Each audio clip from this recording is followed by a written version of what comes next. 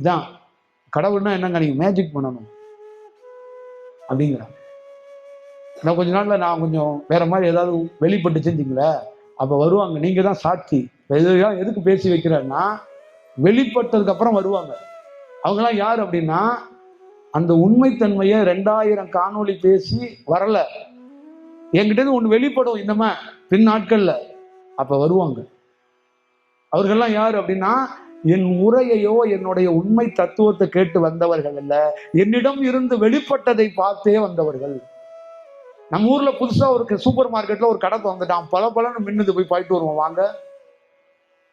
ஏதோ ஒண்ணு சொல்றாங்க, ஒருத்தர் ஏதோ ஒருத்தருடைய ஒரு அவர் கண்ணுல இருந்து ஒரு ஒளி பறக்குதாம்ல, அவர் போய் பார்ப்போம் வாங்க அப்படின்ட்டு வருவாங்க. நீங்க பார்க்க தான் போறீங்க, சாட்சியம் தான். அப்ப ஒன்றும் இல்லாத போது ஒரு உண்மை தத்துவத்தை, உண்மை வடிவத்தை, ஒரு வடிவத்தை ஒருத்தன் கேட்டுட்டு அது